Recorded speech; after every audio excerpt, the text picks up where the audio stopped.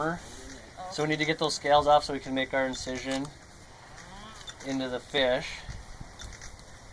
I wonder why you had the big slit in them. Yeah. Everything's explained now. I didn't.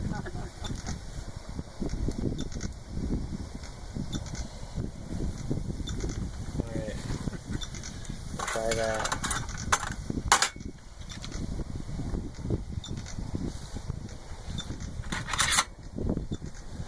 So we gotta make the incision to put the tag in.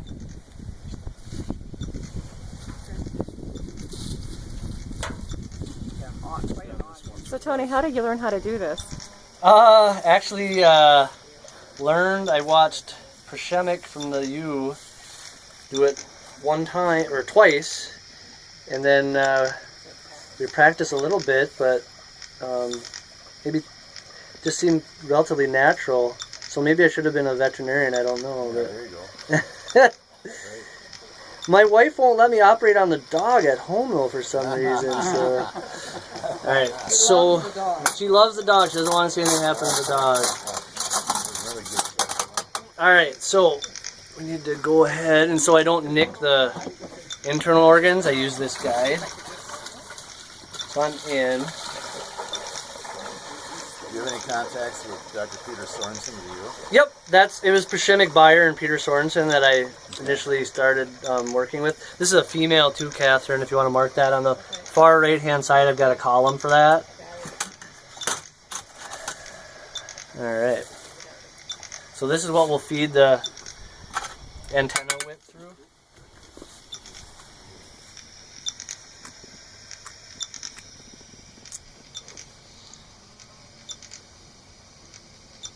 It's got a nice fat abdominal wall, so it makes it much less scary for me to do it. Alright, Catherine, 149,913, and that's the tag you hear beeping right now. So we're going to get that in there.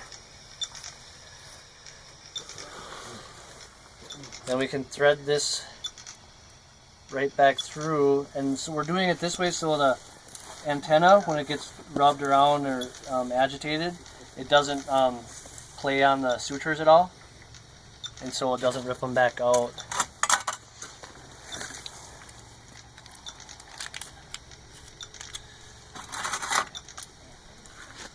Where's John?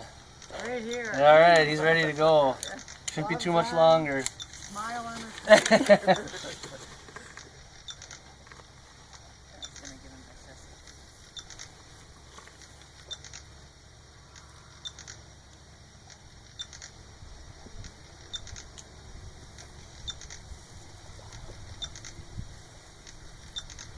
And so now I typically just use 3 stitches per incision.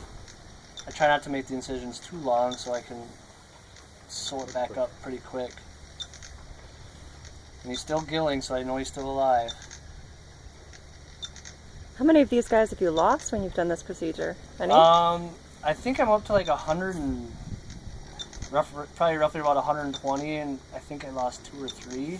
Wow. But it was all on the same day. I think I was telling you, Maggie, it was a super windy, cold day. I couldn't feel my fingers by the time I was done with the last 3, and it was just, I don't know, it was a battle out there. So yeah, I mean, they do pretty well. The other advantage is we're doing it in the fall, and so the water will keep getting cooler, and our risk of infection will be a lot less. So that's another bonus. We're doing them now. John, I'm almost ready for you. So what you're going to have to do, John, is the first thing you want to do, and I can walk out there with you and kind of show you, but you're going to squeeze the air out. Any air that might have got in here, you got to squeeze that out underwater. And then you can just kind of, just like when you're doing a catch and release when you're fishing, catching those trophy northerns and trophy walleyes, you can... A lot of those, right, John? Yeah. Alright, so 913 is done. I'll take... So you guys can kind of see, these are, these sutures are all going to dissolve back in, they'll go away. And then you see how the antenna whip just kind of sticks out the side, so that'll heal up and Little scales roll back. I think the scales do regenerate. Yeah. So you don't have to go out too far, John, but basically you're gonna just turn them upside down first and get that incision underwater and just kind of squeeze it like that to make sure there's no air bubbles in there. And then you can just turn them up and hold them just like you're getting ready to release it. And just kind of, move them back and forth. And eventually you'll see that tail start going, and you'll see him starting to gill pretty good. And then boom, he should just take off. And he's not going to go fast and far, because he'll probably just swim out. And all right.